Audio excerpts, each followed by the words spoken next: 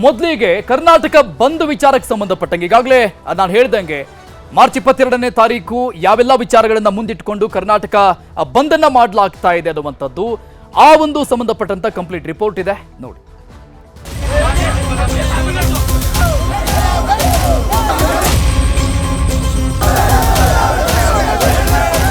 ಬೆಳಗಾವಿಯಲ್ಲಿ ಕನ್ನಡಿಗರ ಮೇಲೆ ಹಲ್ಲೆ, ಮಹಾರಾಷ್ಟ್ರದಲ್ಲಿ ಕನ್ನಡಿಗರ ಮೇಲಿನ ದಬ್ಬಾಳಿಕೆ, ಎಂಇಎಸ್ ಪುಂಡಾಟಿಕೆಗಳೆಲ್ಲವನ್ನೂ ಖಂಡಿಸಿ ಬೀದಿಗೆ ಇಳಿದಿವೆ ಕನ್ನಡ ಪರ ಸಂಘಟನೆಗಳು. ಕನ್ನಡಿಗರ ಮೇಲಿನ ದಬ್ಬಾಳಿಕೆ ನಿಲ್ಲಿಸುವ ಹಾಗೂ ಕನ್ನಡಿಗರನ್ನು ರಕ್ಷಣೆ ಮಾಡುವ ಸಲುವಾಗೇ ಹೋರಾಟ ರೂಪುಗೊಂಡಿದೆ. ಬೆಂಗಳೂರಿನಲ್ಲಿ ಸಭೆ ಮಾಡಿದ ವಿವಿಧ ಕನ್ನಡ ಪರ ಸಂಘಟನೆಗಳು ಕನ್ನಡ ನಾಡು, ನುಡಿ, ನೆಲ, ಜಲ ಸಂರಕ್ಷಣೆಗಾಗಿ ದನಿ ಎತ್ತಲು ಕನ್ನಡಿಗರ ಹೋರಾಟ ಮಾಡಲು ಸಿದ್ಧಗೊಂಡಿದ್ದಾರೆ. ಬೆಳಗಾವಿಯಲ್ಲಿ ಕಂಡಕ್ಟರ್ ಮೇಲಿನ ಹಲ್ಲೆ ಖಂಡಿಸಿ ಕನ್ನಡಿಗರ ರಕ್ಷಣೆಗಾಗಿ ಮಾರ್ಚ್ 22ರಂದು ಕರ್ನಾಟಕ ಬಂದ್ಗೆ ಕರೆ ನೀಡಲಾಗಿದೆ. ಕನ್ನಡಿಗರ ಮೇಲಿನ ದೌರ್ಜನ್ಯ ಖಂಡಿಸಬೇಕು, ಎಂಇಎಸ್ ಶಿವಸೇನೆ ನಿಷೇಧ ಮಾಡಬೇಕೆಂದು ಆಗ್ರಹಿಸಿ ಮಾರ್ಚ್ 22ರ ಶನಿವಾರದಂದು ಬೆಳಿಗ್ಗೆ 6ರಿಂದ ಸಂಜೆ 6ರವರೆಗೆ ಕರ್ನಾಟಕ ಬಂದ್ ಮಾಡಲಾಗುವುದು. ಮಾರ್ಚ್ 22ರ ಕರ್ನಾಟಕ ಬಂದ್ಗೂ ಮುನ್ನ ಮಾರ್ಚ್ 3ರಂದು ರಾಜಭವನಕ್ಕೆ ಮುತ್ತಿಗೆ ಹಾಕಲು ಕನ್ನಡ ಪರ ಸಂಘಟನೆಗಳು ನಿರ್ಧರಿಸಿವೆ. ನಂತರ ಮಾರ್ಚ್ 7ರಂದು ಬೆಳಗಾವಿ ಚಲೋಗೆ ಕರೆ ನೀಡಲಾಗಿದೆ. ಮಾರ್ಚ್ 22ರ ಬಂದ್ ದಿನ ಏನೆಲ್ಲ ಸಿಗೋದಿಲ್ಲ ಎಂಬ ಟೆನ್ಷನ್ ಜನಸಾಮಾನ್ಯರಲ್ಲಿ ಇದ್ದೇ ಇದೆ. ಕರ್ನಾಟಕ ಸರ್ಕಾರ, ಸಾರಿಗೆ ಇಲಾಖೆ ಕೂಡ ನಮಗೆ ಸಾಥ್ ಕೊಡಬೇಕೆಂಬ ಬೇಡಿಕೆ ಇದೆ. ಹಾಗಾಗಿ ಬಸ್ ಸಂಚಾರ ಬಂದಾಗಲಿದೆ, ಶಾಲಾ ಕಾಲೇಜುಗಳು ಬಂದಾಗಲಿವೆ, ಹೋಟೆಲ್ಗಳು, ಸಿನಿಮಾ ಥಿಯೇಟರ್ಗಳು ಬಂದಾಗಲಿವೆ, ಓಲಾ ಊಬರ್ ಸಂಚಾರ ಇರೋದಿಲ್ಲ, ಬ್ಯಾಂಕ್, ಸರ್ಕಾರಿ ಕಚೇರಿಗಳು ಬಂದಾಗಲಿವೆ. ಹಾಗೆ ರೈಲು ಸಂಚಾರದಲ್ಲೂ ವ್ಯತ್ಯಯವಾಗುವ ಸಾಧ್ಯತೆಗಳಿವೆ. ಮಾರ್ಚ್ 22ರ ಕರ್ನಾಟಕ ಬಂದ್ ದಿನ ಅಗತ್ಯ ವಸ್ತುಗಳಿಗೆ ತೊಂದರೆಯಾಗೋದಿಲ್ಲ. ದಿನನಿತ್ಯದ ಅಗತ್ಯವಾದ ಹಾಲು ಸಿಗುತ್ತೆ, ಆಸ್ಪತ್ರೆಗಳು, ಮೆಡಿಕಲ್ ಶಾಪ್ಗಳು ಓಪನ್ ಇರುತ್ತೆ, ಆಂಬ್ಯುಲೆನ್ಸ್ ಸಂಚಾರ ಬೇಡಿಕೆಗೆ ಅನುಗುಣವಾಗಿರುತ್ತೆ, ಪೆಟ್ರೋಲ್, ಡೀಸೆಲ್ ಸಿಕ್ಕೇ ಸಿಗುತ್ತೆ. ಮಾರ್ಚ್ 22ರ ಕರ್ನಾಟಕ ಬಂದ್ ಯಾಕೆ ಎಂಬ ಪ್ರಶ್ನೆಗಳಿಗೆ ಉತ್ತರ ಇಲ್ಲಿದೆ. ಕನ್ನಡಿಗರ ಮೇಲಿನ ದೌರ್ಜನ್ಯ ನಿಲ್ಲಬೇಕು, ಬೆಳಗಾವಿ ಅಧಿಕಾರಿಗಳ ಬದಲಾವಣೆ ಆಗಬೇಕು, ಎಂಇಎಸ್ ಶಿವಸೇನೆ ನಿಷೇಧಿಸಬೇಕು, ಎಂಇಎಸ್ ಶಿವಸೇನೆ ಕಾರ್ಯಕರ್ತರನ್ನ ಗಡೀಪಾರು ಮಾಡಬೇಕು, ಸಂಭಾಜಿ ಪ್ರತಿಮೆ ತೆರವು ಮಾಡಬೇಕು, ಕರಾಳ ದಿನಾಚರಣೆಗಳಿಗೆ ಬ್ರೇಕ್ ಹಾಕಬೇಕು, ಉತ್ತರ ಕರ್ನಾಟಕ ಅಭಿವೃದ್ಧಿ ಆಗಬೇಕು, ಕಲ್ಯಾಣ ಕರ್ನಾಟಕ ಅಭಿವೃದ್ಧಿ ಆಗಬೇಕು, ರಾಜ್ಯದ ಗಡಿನಾಡು ಬೆಳವಣಿಗೆ ಆಗಬೇಕು, ಬೆಳಗಾವಿ ಜಿಲ್ಲೆಯ ಅಧಿಕಾರದಲ್ಲಿರುವ ಎಲ್ಲಾ ರಾಜಕಾರಣಿಗಳು ರಾಜೀನಾಮೆ ಕೊಡಬೇಕು, ಕಂಡಕ್ಟರ್ ಮೇಲೆ ಹಲ್ಲೆ ಮಾಡಿದವರಿಗೆ ಕಠಿಣ ಶಿಕ್ಷೆ ಆಗಬೇಕು, ಮಹದಾಯಿ ಕಳಸಾ ಬಂಡೂರಿ ಕಾರ್ಯಗತವಾಗಬೇಕು, ಮೇಕೆದಾಟು ಯೋಜನೆ ಆಗಲೇಬೇಕು, ಕೊಪ್ಪಳ ಸುತ್ತ ಯಾವ ಕಾರ್ಖಾನೆಗಳು ಬೇಡವೇ ಬೇಡ, ಕರ್ನಾಟಕದಲ್ಲಿ ಪರಭಾಷಾ ದಬ್ಬಾಳಿಕೆ ನಿಲ್ಲಬೇಕು, ಹಿಂದಿ ಬೇಡವೇ ಬೇಡ, ಮಹಾರಾಷ್ಟ್ರದಲ್ಲಿ ಕನ್ನಡ ಮಹಾಮಹಿಮರ ಪ್ರತಿಮೆಗಳು ಸ್ಥಾಪನೆಯಾಗಬೇಕೆಂಬ ಬೇಡಿಕೆಗಳನ್ನ ಇಡಲಾಗಿದೆ. ಯಾವ ಸರ್ಕಾರ ಕಠಿಣವಾದಂಥ ಕ್ರಮವನ್ನ ಮರಾಠಿಗರ ಮೇಲೆ ತಗೊಳ್ಳಲ್ವೋ ಅಲ್ಲಿವರೆಗೂ ಅವರ ದಬ್ಬಾಳಿಕೆ ನಿಲ್ಲಲ್ಲ. ಮಾನ್ಯ ಮುಖ್ಯಮಂತ್ರಿಗಳೇ, ಇವತ್ತು ನಿಮ್ಮನ್ನ ನಾವು ಕನ್ನಡ ಪರ ಹೋರಾಟಗಾರರು ನಿಮ್ಮಲ್ಲಿ ಮನವಿ ಮಾಡ್ಕೊಳ್ತಾ ಇದೀವಿ, ಕೂಡಲೇ ಎಂಇಎಸ್ ಏನಿದೆಯೋ ಆ ಸಂಘಟನೆಯನ್ನ ನಿಷೇಧ ಮಾಡಬೇಕು.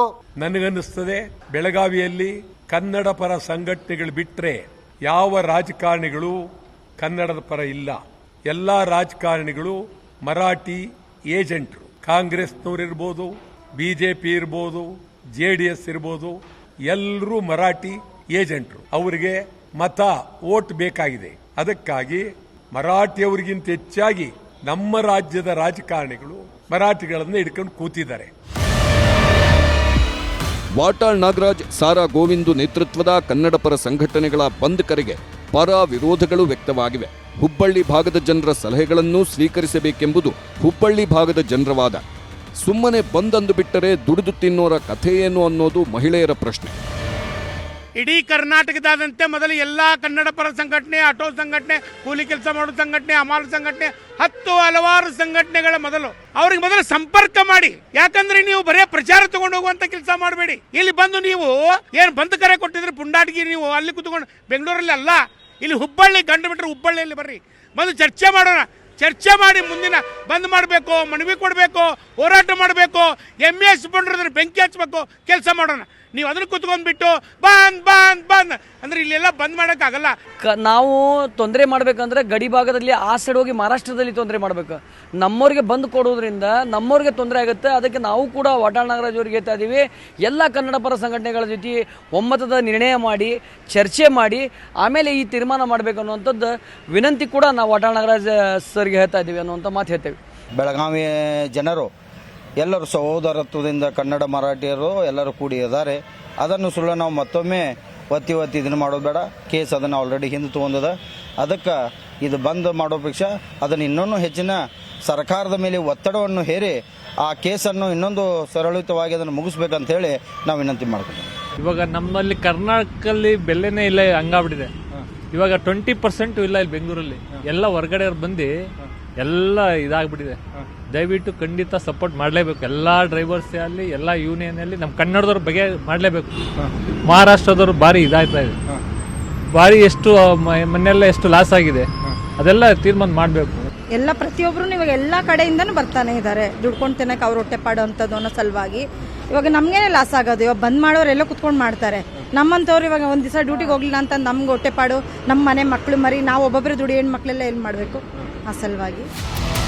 ಈ ಮಧ್ಯೆ ಮೇಕೆದಾಟು ವಿಚಾರದಲ್ಲೂ ಕನ್ನಡಿಗರಿಗೆ ಆಗ್ತಿರುವ ಅನ್ಯಾಯದ ವಿರುದ್ಧವೂ ಕನ್ನಡ ಪರ ಸಂಘಟನೆಗಳು ದನಿ ಎತ್ತಿವೆ.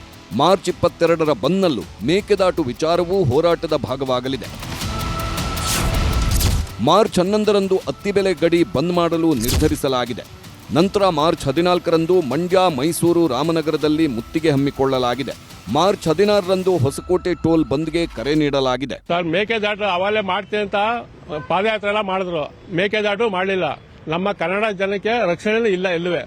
ನಾವು ಎಲ್ಲರಿಗೂ ರಕ್ಷಣೆ ಕೊಡ್ತೀವಿ, ಕನ್ನಡಿಗರು ಎಲ್ಲರಿಗೂ ರಕ್ಷಣೆ ಕೊಡ್ತೀವಿ. ನಮಗೆ ರಕ್ಷಣೆ ಇಲ್ಲ. ನಮ್ಮ ಕರ್ನಾಟಕ ಹುಟ್ಟಿ ನಾವೇ ಹುಟ್ಟಿ ಇಲ್ಲಿ ನಮಗೆ ರಕ್ಷಣೆ ಇಲ್ಲ. ಏನ್ ಮಾಡೋದು? ಹಿಂಗೆ ಸರ್ಕಾರಗಳು ಅದ್ರ ಬೆಲೆಗೆ ಇದು ಮಾಡಬೇಕು. ಸರ್ಕಾರ ನಮ್ದು ಸಪೋರ್ಟ್ ಐತೆ, ಕನ್ನಡಿಗರಿಗೆ ಬಿಡಕಾಯ್ತದ ಮಾಡೋದಾಗಬೇಕಾದ್ರೆ ನಾವು ಬೆಂಬಲ ಕೊಡ್ತೀವಿ, ಅದಕ್ಕೂ ಬೆಂಬಲ ಕೊಡ್ತೀವಿ. ಈ ಬೆಲೆ ಜಾಸ್ತಿ ಏರಿಕೆ ಆಗೈತಲ್ಲ ಸರ್, ಅದಕ್ಕೆ ಫಸ್ಟ್ ಜಗಳ ಇದು ಸ್ಟ್ರೈಕ್ ಮಾಡಬೇಕು ನಾವು. ಈಗ ಬೆಲೆ ಏರಿಕೆ ಆಗೈತಲ್ಲ ಸರ್, ಅದಕ್ಕೆ ಜನಗಳಿಗೆ ಎಲ್ಲ ಒಗ್ಗಟ್ಟಾಗಿ ಸ್ಟ್ರೈಕ್ ಮಾಡಬೇಕು ಅಂತ ನಾವು ಕೂತಿದ್ದೀವಿ ಈಗ. ಹೀಗೆ ಕನ್ನಡಿಗರ ಮೇಲಿನ ದೌರ್ಜನ್ಯ ಖಂಡಿಸಿ ಬಂದ್ಗೆ ಕರೆ ನೀಡುವಾಗಲೇ ಮತ್ತೊಂದು ಅಹಿತಕರ ಘಟನೆ ಸಂಭವಿಸಿದೆ. ಕಲ್ಯಾಣ ಕರ್ನಾಟಕ ಸಾರಿಗೆ ಬಸ್ ಚಾಲಕನ ಮುಖಕ್ಕೆ ಮಸಿ ಬಳಿದು ಎಂಇಎಸ್ ಕಾರ್ಯಕರ್ತರು ಪುಂಡಾಟ ಮಾಡಿದ್ದಾರೆ. ಮಹಾರಾಷ್ಟ್ರ ಬಳಿಯ ಪುಣೆಯ ಗೇಟ್ ಬಳಿ ಬಸ್ ತಡೆದು ಚಾಲಕನ ಮುಖಕ್ಕೆ ಕಪ್ಪು ಮಸಿ ಬಳಿದು ಜೈ ಮಹಾರಾಷ್ಟ್ರ ಎಂದು ಹೇಳಿಸಿದ್ದಾರೆ. ಬಸ್ ಮೇಲೆ ಜೈ ಮಹಾರಾಷ್ಟ್ರ, ಜೈ ಮರಾಠಿ ಎಂದು ಬರೆದು ಉದ್ದಟತನ ಮೆರೆದಿದ್ದಾರೆ. ಘಟನೆ ಬಳಿಕ ಆಳಂದದಿಂದ ಪುಣೆಗೆ ಹೋಗುವ ಬಸ್ ಸಂಚಾರ ರದ್ದಾಗಿದೆ. Bureau report, news 18. ಓಕೆ, ಹಾಗಾದ್ರೆ ಇನ್ಮೇಲಾದ್ರೂ ಕೂಡ ಈ ಎಂಇಎಸ್ ಪುಂಡರ ಹಾವಳಿಯನ್ನ ಹತ್ತಿಕ್ಕುವಂತ ಕೆಲಸ ಆಗತ್ತಾ? ಮಾರ್ಚ್ 22ನೇ ತಾರೀಕು ಕರ್ನಾಟಕ ಬಂದ್ ಯಾವ ರೀತಿಯಾಗಿರುತ್ತೆ, ಯಾವ ರೀತಿಯಾದಂತ ಹೋರಾಟ ನಡೆಯುತ್ತೆ ನೋಡೋಣ, ಕಾದ್ ನೋಡೋಣ.